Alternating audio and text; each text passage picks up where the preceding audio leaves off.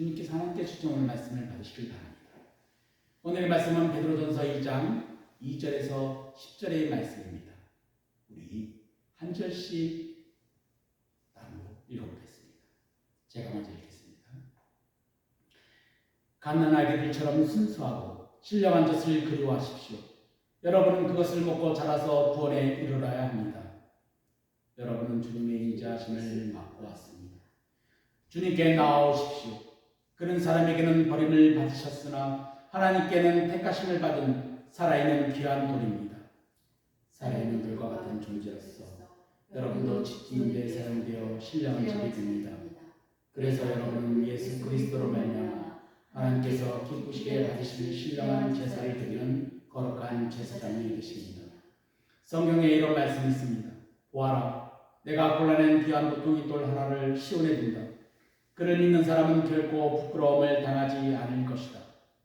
그러므로 이 돌을 믿는 사람들이 여러분에게는 귀한 것이지만 믿지 않는 사람에게는 짙은 전작이 되었으나 모퉁이돌이 머릿돌이 된 돌이요 또한 걸리는 돌과 넘어지게 하는 바위입니다. 그들이 걸려서 넘어지게 하는 것은 말씀을 순종하지 않기 때문이며 또한 그렇게 되도록 정해 놓으셨기 때문입니다.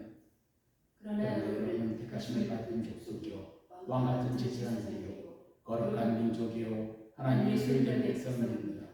그래서 여러분을 어둠에서 불러내어 자기의 놀라운 빛 가운데로 인도하여 주신 업적을 여러분이 선포하는 것입니다. 합독하겠습니다. 여러분이 전에는 하나님의 백성이 아니었으나 지금은 하나님의 백성이요 전에는 자비를 입지 못한 사람이었으나 지금은 자비를 입는 사람입니다. 아멘. 오늘 주신 주님의 말씀입니다. 앉아주시겠습니다. 오늘은 거룩한 제사장의 직분을 감당하고 계십니까? 거룩한 제사장의 직분을 감당하고 계십니까? 라는 주제로 말씀을 나누어 보려고 합니다. 할렐루야. 어둠의 깊은 터널에서 우리를 불러내어 주님의 놀라운 찬란한 빛 가운데로 인도하여 내신 우리 주 예수 그리스도의 이름을 찬양합시다. 사랑하는 성도 여러분, 부활의 영광이 여전히 우리 곁을 성령의 단비처럼 촉촉하게 적시는 주일입니다. 오늘은 부활절 5번째 주일이자 동시에 우리 삶의 가장 순수한 열매인 아이들을 축복하는 어린이 주일입니다. 우리는 흔히 부활절을 예수님께서 부활하신 하루의 행사로 생각하기가 쉽습니다.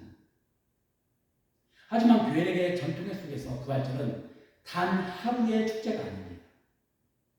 주님께서 부활하신 후 40일 동안 이 땅에 머물면서 제자들에게 하나님 나라의 복음을 가르쳤던 그 시간, 그리고 승천하시기 전 약속하신 또 다른 보혜사인 성령을 기다리며 마가 다락방에서 전심으로 기도했던 그 열흘의 시간, 이 모든 7주간의 여정이 바로 우리가 누리는 부활의 주간입니다. 또한 성도들에게 주일이라는 의미도 예수님께서 우리 안에 부활하셨음을 항상 마음에 새기며 부활하신 날인 일요일에 예배를 드리며 부활하신 주님과 친밀한 만나는 시간이 바로 주일입니다. 이는 유대인의 절기를 통해 자신의 정체성을 확인했듯 그리스도인의 시간표도 예수님의 그 공생의 발자취를 따라갑니다. 마라나타의 신앙으로 기다리던 대림절부터 시작해서 성탄, 고난의 사순절을 지나 찬란한 부활을 맞이하고 이제 곧 이말 성령 감리절을 향해 나아가는 이 흐름이 바로 우리들의 인생의 시간표이죠. 그 흐름의 중심에 무엇이 있습니까? 바로 우리 안에 임하신 부활하신 예수님이십니다. 그분은 우리 마음 중심에 자리 잡았을 때 그것이 바로 우리 안에 임한 하나님의 나라의 현실적 교회의 시작점입니다. 사도 바울이 고백했던 것처럼 내가 그리스도와 함께 십자가에 못 박혔나니 이제는 내가 사는 것이 아니라 오직 내 안에 그리스도께서 사시는 것이다. 이제 내가 육체 가운데 사는 것은 나를 사랑하사 나를 위하여 자기 자신을 버리신 하나님의 아들을 믿는 믿음 안에서 사는 것이다. 이 믿음으로 우리 또한 주님께 고백합니다. 또한 빌립보서 2장 10절 11절 말씀이 내가 바라는 것은 그리스도를 알고 그분의 부활의 능력을 깨닫고 그분의 고난에 동참하여 그분의 죽으심을 본받는 것입니다. 그래야 나는 어떻게 해서든지 죽은 사람들 가운데서 살아나는 부활에 이루고 싶습니다라는 이 뜨거운 열매에 따라 아멘으로 주님께 고백을 하죠. 그래서 주님을 향한 이 믿음과 아멘이 우리들의 예배가 되었습니다. 그러므로 오늘 이 자리에 모인 여러분 심령 위에 이 살아있는 소망이 가득한 예배가 되시길 예수 그리스도의 이름으로 축원합니다. 그런데 혹시 아멘이라는 무게를 알고 계십니까? 교회에서 가장 많이 듣고 가장 많이 고백하는 단어가 바로 믿음이라는 단어와 아멘이라는 단어입니다. 그런데 우리는 이 소중한 단어들을 너무나도 가볍게 소비하고 있지는 않은 거예요. 단순히 그럴 것 같습니다라는 이 지적인 동의나 은혜 받았습니다라는 이 감정적 확신을 믿음으로 착각하고 있지는 않습니까?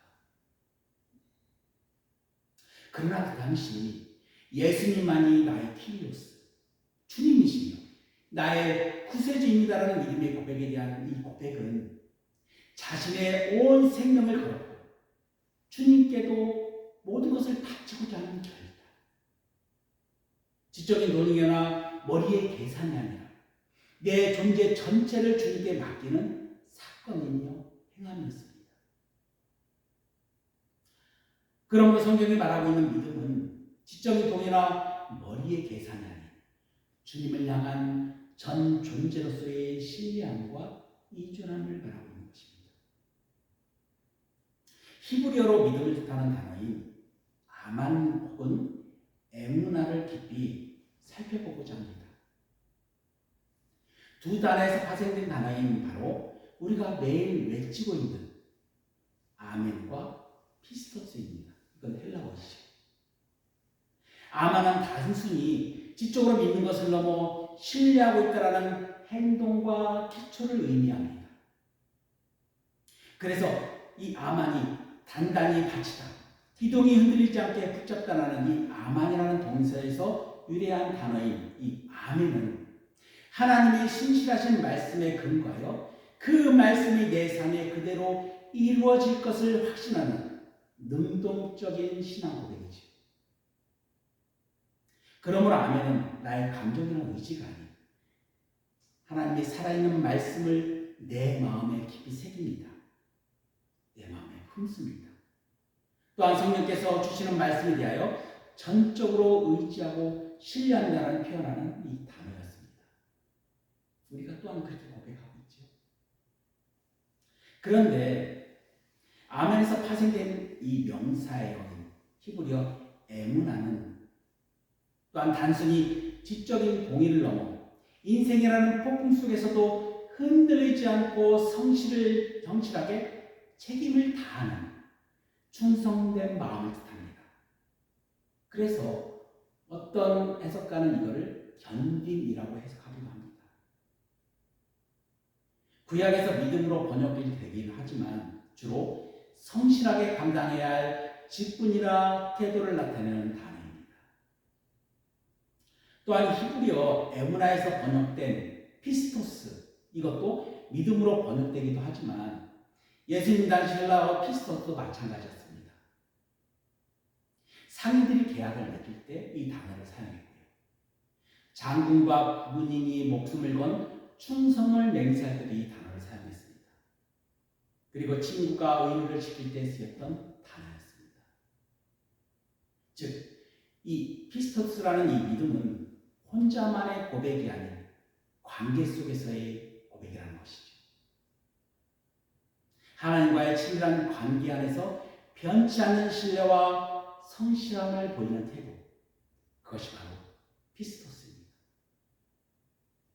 그러하게 관계 속에서 맺어지는 진실된 관계, 튼튼한 기초가 믿음이라는 것이죠.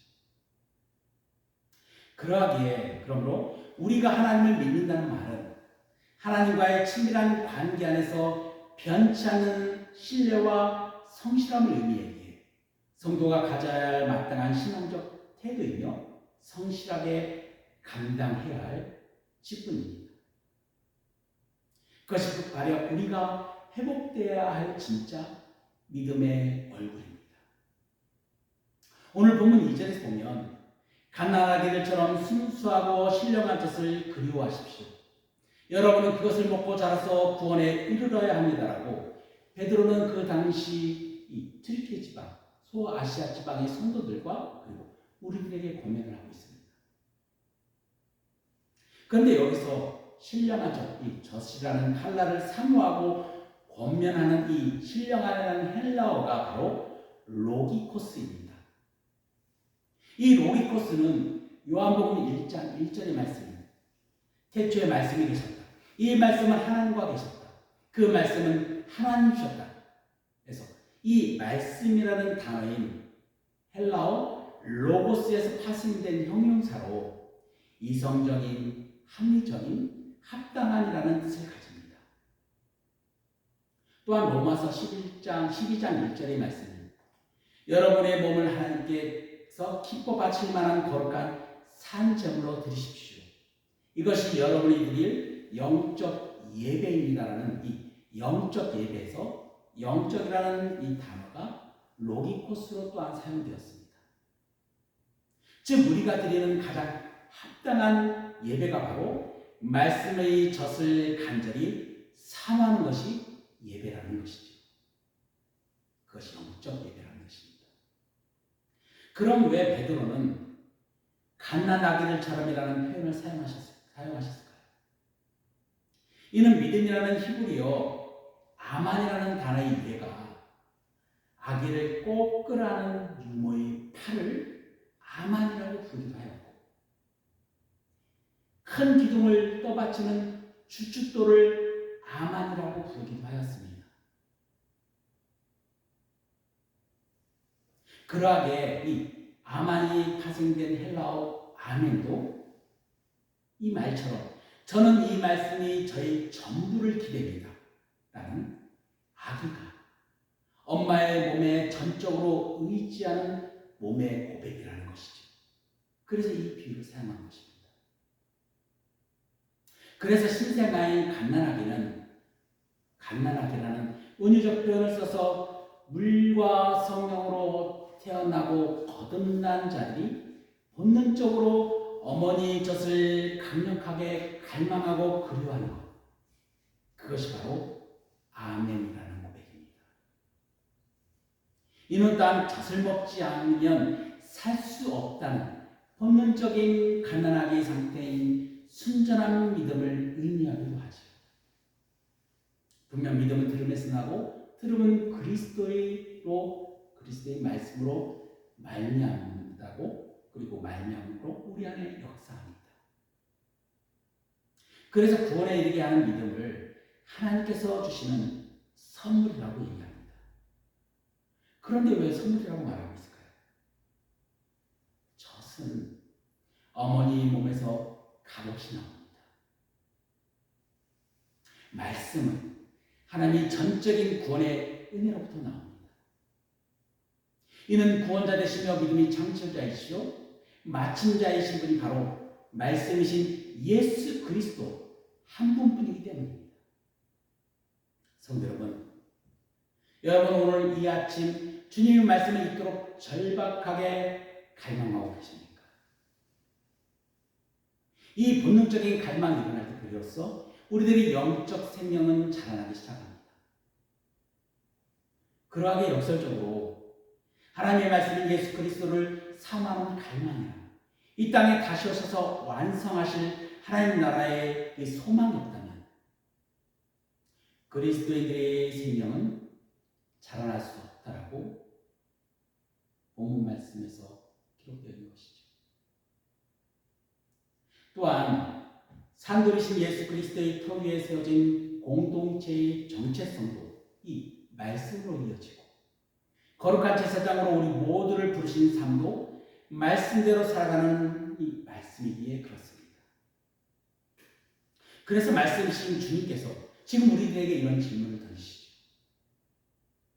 지금 너희들은 무엇을 바라고 무엇을 사모하고 있는가? 너희들은 지금 무엇으로 영적인 자랑이 일어나고 있는가? 너희들은 지금 말씀을 사모하지 않고 갈망하고 있지 않다면 무엇으로 구원에 이르는 믿음의 성숙을 바랄 수가 있는가? 그리고 이 질문에 따라 베드로는 이제 개인적인 성장을 넘어 공동체의 정체성으로 우리를 인도합니다. 4절을 보십시오. 우리 주님은 사람에게서 버림받았으나 하나님께는 택하심을 받은 살아있는 귀한 그림이십니다. 당시 세상의 눈으로 볼 때 예수님은 쓸모없게 보여 버려진 돌과 같았습니다. 십자가는 실패의 상징이었고 무덤은 끝을 의미했습니다. 그러나 하나님께서는 그 버려진 돌을 가져다가 하나님 나라는 거대한 집의 가장 중요한 모퉁이 돌로 머릿돌을 삼으셨습니다. 그래서 5절에 살아있는 돌과 같은 존재로서 여러분도 집 짓는 데 사용되어 신령한 집이 됩니다. 그래서 여러분은 예수 그리스도로 말미암아 하나님께서 기쁘시게 받으실 신령한 제사를 드리는 거룩한 제사장이 되십니다. 이 얼마나 놀라운 사실입니까? 우리 역시 그 살아있는 돌이신 예수님께로 나아갈 때 우리 자신도 산돌이 되어 신령한 집으로 함께 지어져 간다는 것이죠. 바로 우리 안에 임하신 예수 그리스도, 부활하신 예수 그리스도께서 임하심을 통해서 우리들도 신령한 집, 성전이 된 것입니다. 우리가 모이는 이 예배당의 건물이 교회의 본질이 아닙니다. 믿음의 영역에 지체인 우리들이 서로 다른 모양의 돌들이지만 그리스도라는 기초 위에서 서로 연결되어 있습니다. 성령이 절인 우리들은 세례와 성찬을 통해 그리스도와 한 몸을 이룬 거룩한 유기체적 공동체가 됩니다. 그래서 성도 한 분 한 분이 모여 부활의 계절에 그리스도 안에서 새롭게 되는 이 부르심의 직분을 가진 공동체가 바로 교회라는 것이죠. 또한 예수 그리스도로 말미암아 우리 모두가 거룩한 제사장이 되었습니다. 이것은 종교개혁자인 마틴 루터가 추창한 개신교의 핵심 교리로 그 당시 하나님과 사람들의 중재자인 주교나 신부 없이 모든 그리스도인들이 직접 하나님께 나아가 예배하고 소통할 수 있다는 평등한 신앙체계를 의미합니다. 이것을 교리적으로는 만인 대제사장설이라고도 합니다. 성도 여러분, 여러분 모두가 제사장이며 거룩한 사명자라는 뜻이죠. 당시 소아시아의 성도들은 이 네로 황제의 잔혹한 박해 아래 있었습니다. 제국의 우상의 이 신전들은 웅장하고 화려했습니다. 그에 비하면 성도들의 그때 가정에서 교회가 생성되었죠. 너무나도 보잘것없고 초라했습니다. 하지만 베드로는 외칩니다. 너희가 바로 하나님의 신령한 집이다. 너희들이 바로 거룩한 제사장들이다. 오늘날 우리 교회는 어떻습니까? 겉모습은 화려해져 보일지 모르지만 그 안에 시주와 질투, 분열이 일어나고 있지는 않습니까? 만약 우리가 하나님의 인자하심을 맛보고도 다시 말씀대로 살지 않는다면 우리에게 산돌이신 예수님은 오히려 우리를 넘어뜨리는 걸리는 돌과 넘어지게 하는 바위가 될 것입니다. 혹시 말씀을 읽을 때 거룩한 영적인 부담감이 드십니까?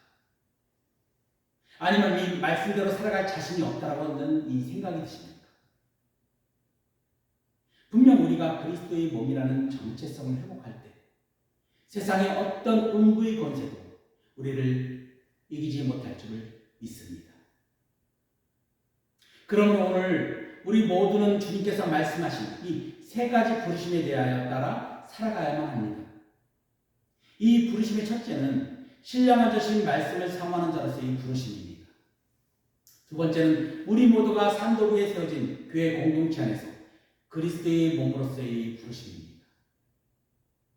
셋째는 우리 모두가 세상에 말씀을 증거하는 거룩한 제사장의 직분자로서의 부르심입니다. 그리고 이 세 가지 부르심을 통해 그리스도인으로서 어떤 삶을 살아가야 하는가, 부활의 은혜에 따라 어떤 길을 걸어가야 하는가를 확인할 수가 있습니다. 첫 번째는 신령한 자이신 말씀을 사모하는 자로서의 부르심입니다. 가난하게 신생아는 전적으로 어머니의 젖에 의존해야만 살 수밖에 없는 존재입니다. 성경에서 보통적으로 미성숙한 성도를 가리키는 은유적인 표현으로 자주 사용을 했습니다. 그러나 베드로는 말씀 안에 있지 않다면 살 수 없는 존재가 바로 그리스도인들하고 강조하기 위해서 이 은유적인 표현을 사용했습니다. 그런데 이처럼 히브리서 기자는 이 믿음을 소화 기능으로 비유하였습니다. 바로 히브리서 5장 13절 14절 말씀으로 이는 젖을 먹는 자마다 어린아이니 의의 말씀을 경험하지 못한 자요 단단한 음식은 장성한 자의 것이니 그들은 지각을 사용함으로 연단을 받아 선악을 분별하는 자들이니라. 그렇지만 베드로는 오늘 말씀에 비춰보면 미성숙한 성도들을 표현하는 것이 아니라 거듭난 자가 갖추어야 할 신앙적인 태도를 말씀하고 있다는 것입니다. 그래서 순전하고 신령한 젖을 사모한다고 말한 이후에 이를 통해 구원에 이르도록 자라나기 위함이라고 말하고 있는 것이죠. 한편으로 이 사모함에 대한 근거로 3절의 말씀인 여러분들은 하나님의 인자하심을 맛보았습니다라고 기록합니다. 이것은 시편 34편 8절의 말씀을 인용한 것으로 이 구절을 사용함으로 성도들이 순종해야 할 근거를 제시하고 있다는 것이죠. 이는 주님의 은혜를 경험한 자라면 잠시 잊어버릴지라도 다시금 말씀의 은혜를 사모하는 자가 됩니다. 진리의 말씀을 통해 더 깊이 뿌리내리는 삶을 살아갑니다. 거룩한 부르심에 합당한 열매를 맺는 자들이 된다는 것입니다. 두 번째는 우리 모두가 산도 위에 세우신 교회 공동체 안에서 그리스도의 몸으로서의 부르심입니다. 베드로는 이어서 7절에 보아라 내가 곤란한 귀한 모퉁이 돌 하나를 시온에 둔다. 그를 믿는 사람은 결코 부끄러움을 당하지 않을 것이다. 그러므로 이 돌을 믿는 사람들인 여러분에게는 귀한 것이지만 믿지 않는 사람들에게는 집 짓는 자들이 버렸으나 모퉁이돌이 머릿돌이 된 돌이라고 말합니다.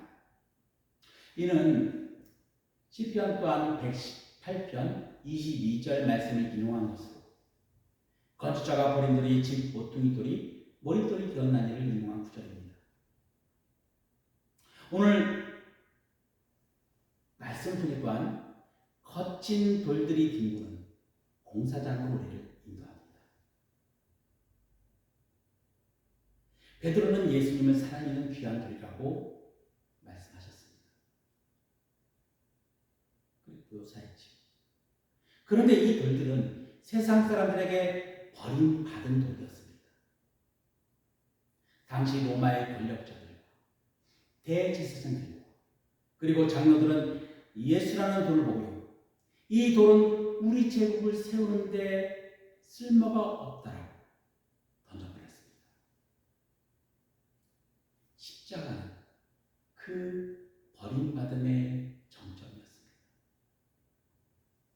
하지만 하나님께서는 그 버려진 돌을 씹어 온 우주의 가장 중요한 모퉁이돌이 머릿돌이 만들었습니다. 모퉁이돌이 머릿돌로 삼으신 그것이 바로 부활의 이야기입니다. 세상의 실패라고 말하는 그 자리가 하나님의 가장 영광스러운 시작점이 되었습니다. 우리는 산돌의 파편들입니다. 놀라운 것은 산돌이신 예수님께 우리가 나아갈 때 우리 역시 살아있는 돌이 된다는 것입니다. 5절의 말씀을 보십시오. 여러분도 짓는 데 사용되어 신령한 집이 됩니다. 우리들은 각자의 모양도 다르고 크기도 다른 돌들입니다. 어떤 들은 모나있고 어떤 들은 너무 작습니다. 그러나 주님께서는 우리를 하나하나 다듬으셔서 그리스도의 몸으로 거대한 성전을 지어가십니다. 지금 옆에 앉아 계신 성도분들을 한번 보십시오. 그분은 여러분과 연결되어 하나님의 집으로 구성된 동료인 산돌들입니다. 그런데 우리가 서로 시기하고 미워하면 어떻게 될까요? 집은 무너져요. 베드로는 박해받는 소아시아 성도들에게 이렇게 말했습니다. 우상은 신전은 화려하지만 죽은 돌로 지어졌습니다. 그러나 여러분은 비록 초라한 집에 모여있지만 살아있는 주님과 연결된 살아있는 성전입니다. 오늘 우리 교회도 그런 살아있는 생명이 넘치는 교회가 되시기를 예수 그리스도의 이름으로 축원합니다. 그럼 그리스도의 몸된 교회는 어떤 교회일까요? 첫째는 그리스도께서 교회의 머리시며 교회는 그분이 몸으로써 그리스도의 통치하심과 인도하심을 받습니다. 둘째는 성도들은 그리스도와 생명적으로 연결되어 있습니다. 서로 다른 은사를 가진 지체들과 한 몸을 이룹니다. 셋째는 인간적인 조직이 아닌 세례와 성찬, 예배를 통해 그리스도와 한 몸을 이루는 거룩한 공동체입니다. 네 번째는 십자가의 피로 세워진 교회로서 세상 속에서 그리스도의 사랑과 복음을 전하고 영적 훈련을 통해 하나님 나라의 군사로 성장을 합니다. 교회는 반석이신 예수 그리스도의 피로 세워진 사랑과 믿음의 공동체입니다.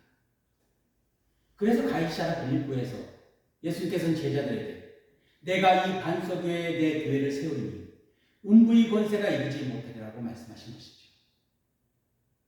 그런데 가끔 한국 교회의 현실을 보면 분열과 다툼, 시기와 질투가 공존하고 있습니다.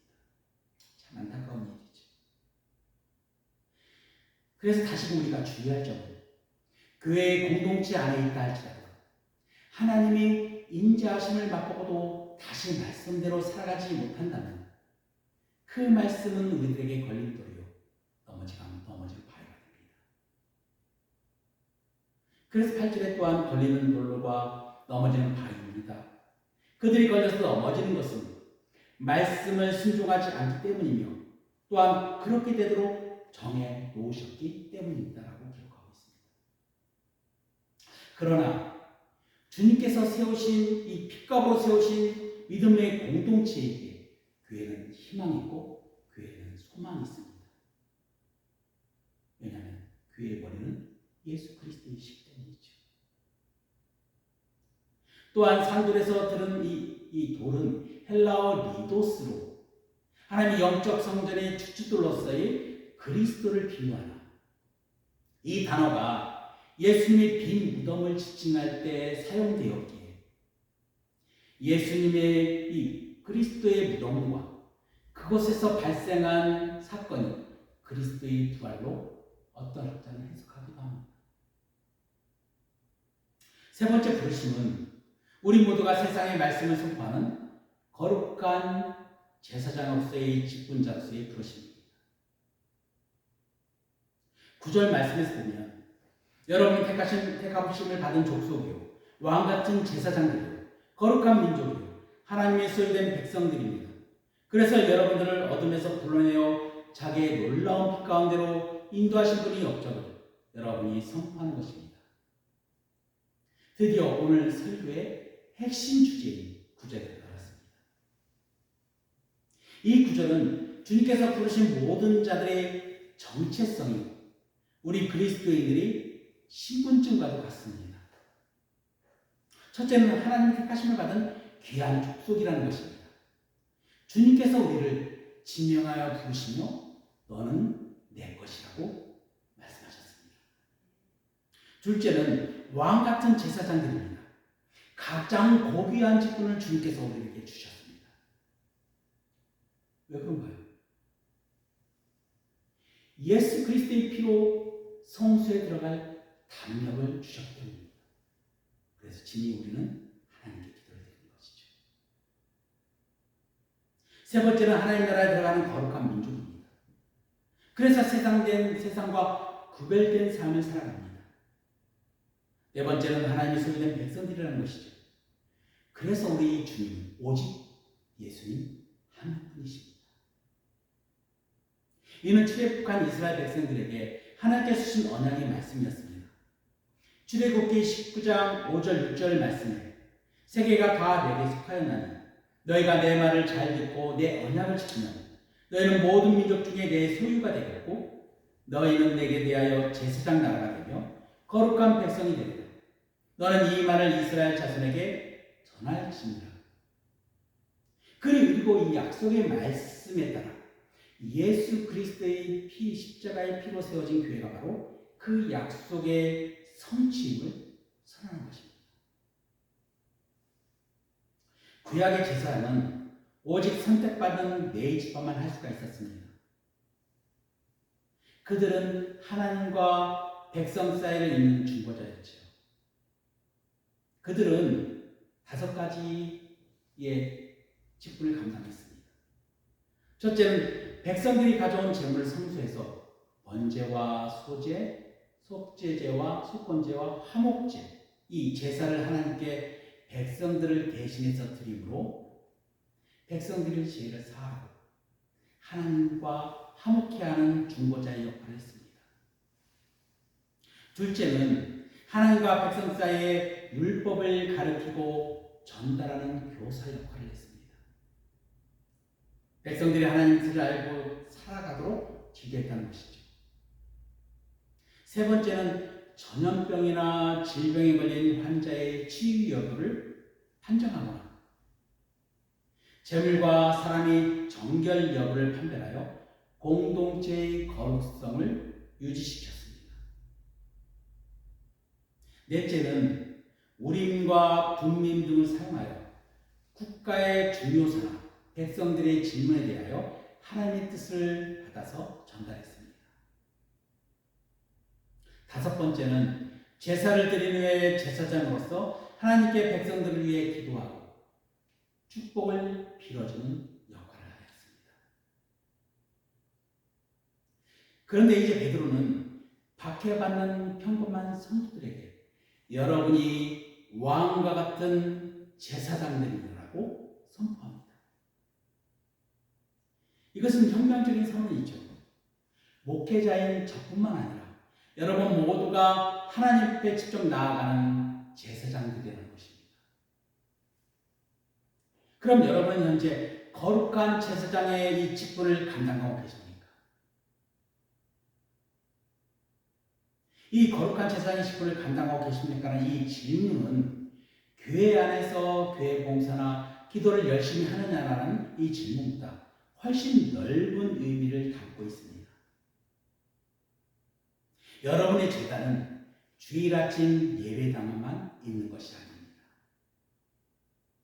우리가 그리스도 안에 있다면 여러분의 가족, 여러분의 일터, 여러분이 만나는 이웃과의 만남, 그 한복판이 바로 여러분들에게는 성수라는 것이죠.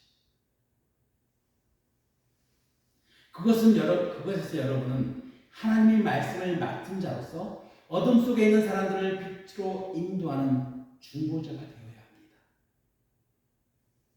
제사장의 재물을 살폈듯 여러분의 주변에 있는 아픈 영혼들을 살피고 보살펴야만 합니다. 제사장이 백성을 축복했던 여러분의 직장 동료와 가족, 특히 여러분들의 자녀를 위해 전심을 다해 축복해야만 합니다. 또한 하나님의 말씀을 맡은 자에게 구할 것은 충성이라고 하셨다. 그리스도를 믿는 믿음 안에서 세상에 부활하신 예수 그리스도를 선포하는 것입니다. 교회 안에서만 거룩한 모습으로 갖고 있지 말고 세상에 나가 거룩한 제사장의 직분을 감당하는 자의 삶을 살아내라는 것입니다. 세상의 빛으로 오신 예수님을, 길이요 진리요 생명으로 오신 예수님을, 모든 인류를 대속하기 위해 십자가에서 죽으시고 부활하신 예수님을, 그리고 마지막 주의 날에 심판주로 오신 예수님을 선포하는 것입니다. 일터에서, 가정에서, 사회 속에서 개인적인 성화를 넘어 사회적 성화로 하나님의 아름다운 덕을 선포하는 자로, 세상의 가치관인 자기 자랑에서 어린아이와 같이 겸손한 자로, 세상에 높아지려는 마음에서 낮아짐의 섬김으로 살아내라는 것입니다. 거기서 어둠에서 우리를 불러내신 주님이 업적을 선포하는 것, 그것이 바로 여러분들에게 맡겨진 거룩한 직분입니다. 성도 여러분, 이제 말씀을 맡겨 드리겠습니다. 베드로는 우리에게 오늘 세 가지 부르심을 던졌습니다. 말씀에 대한 갈망으로, 갓난 아기처럼 순전한 젖인 말씀을 사모하십시오. 공동체의 일치를 바라며 산돌이신 주님이 함께 쉬어져가는 교회가 되십시오. 제사장의 사명을 감당하며 세상의 한복판에서 부활하신 주님을 선포하십시오. 이 세 가지는 결국 하나로 이어집니다. 우리가 부활하신 주님 안에 머물 때 우리는 자연스럽게 자라고 연결되고 증거합니다. 사랑하는 성도 여러분, 세상에 살다 보면 우리의 믿음은 자주 흔들립니다. 경제적인 어려움 때문에, 질병의 고통 때문에, 인간관계의 상처 때문에, 혹은 나의 연약함 때문에 이 믿음이라는 에무나, 이 견딤의 자리를 일탈하고 싶을 때가 참 많이 있습니다. 하지만 기억하십시오. 주님은 우리를 거룩한 제사장으로 부르셔서 끝까지 우리를 사랑하시고 믿음을 지킬 수 있도록 도우셔서 우리를 통해 이 땅에 하나님 나라의 아름다운 덕을 선포하기를 원하신다는 것을 알죠. 여러분 지금 무엇을 위해 마음을 빼앗기고 있습니까? 세상의 성공이라는 썩어질 양식입니까? 아니면 영원치 변치 않은 하나님의 진리와 생명의 말씀입니까? 나 혼자의 구원에 안주하고 있지 않습니까?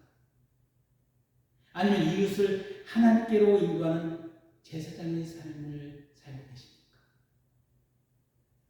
부활절 5번째 주일인 오늘 여러분 모두가 갓난아기가 엄마의 품을 찾듯 주님을 전적으로 의지하고 신뢰하기를 원합니다. 그리고 담대히 세상에 나가 예수 그리스도의 부활하심을 삶으로 증거하고 선포하기를 원합니다. 여러분이 서 있는 그곳에서 예수는 부활하셨습니다. 그분은 우리의 삶 소망이십니다라는 이 거침없는 선포가 거룩한 제사장이 다 되시길 우리 주 예수 그리스도 이름으로 간절히 축원합니다. 기도하겠습니다. 주님, 우리가 갓난아기처럼 순전하고 신령한 젖을 사모하게 하옵소서. 세상 어떤 소리에 귀 기울이지 않고 오직 우리 영혼을 살리시는 하나님의 말씀에 목마른 자가 되게 하옵소서. 그 말씀을 먹고 구원에 이르도록 자라나게 하옵소서. 산돌이신 예수 그리스도 위에 우리 교회를 굳게 세워 주시옵소서. 우리 성도 한 사람 한 사람이 살아있는 돌이 되어 서로 연결되게 하시고 시기와 질투는 떠나가며 사랑과 겸손으로 신령한 집을 지어가게 하옵소서. 우리 공동체가 이 지역사회의 소망이 되게 하옵소서. 하나님 우리를 왕같은 제사장으로 불러줬음을 잊지 않게 하옵소서. 내일부터 시작되는 삶의 현장에서 입술로 또 삶의 모습으로 부활하신 예수님을 선포하게 하옵소서. 우리 가정과 직장이 주님을 만나는 성소가 되게 하시고 우리를 통해 어둠 속에 있는 자들이 빛으로 돌아오는 역사가 일어나게 하옵소서. 부활의 생명 되신 또한 산돌이신 예수 그리스도의 이름으로 기도드립니다. 아멘.